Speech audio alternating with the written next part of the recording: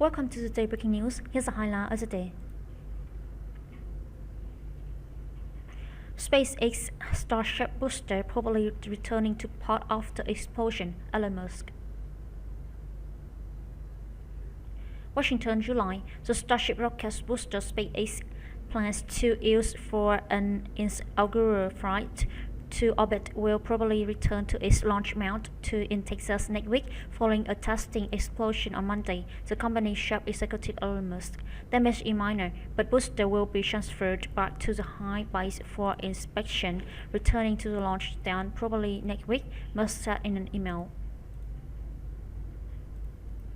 The booster, the towering first half of SpaceX next-generation Starship rocket system, was undergoing pre-launch tests on a stand on Monday when its engine section burst into flames, sending a shockwave miles across. SpaceX has launched early prototypes of Starship, top have some 6 miles above ground a handful of times in the past, but never has the company launched the full Taggart near 400-foot tall rocket system to orbit.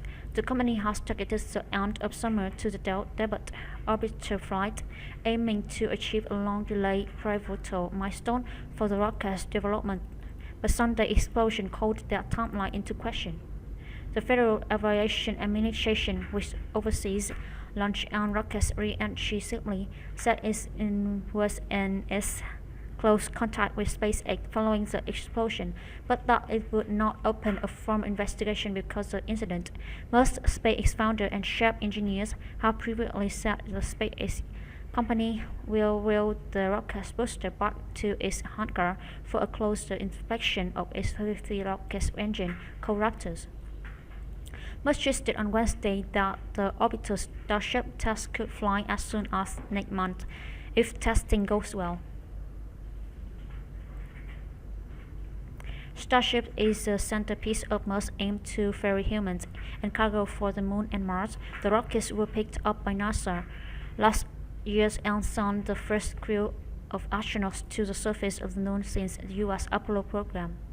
SpaceX has developed Starship as its sprawling Boca Chica, Texas facility, and in the future plans to launch the rockets from the company operational launch pad in Cape Canaveral, Florida. Thank you for subscribing our channel. I see you in the next newsletter.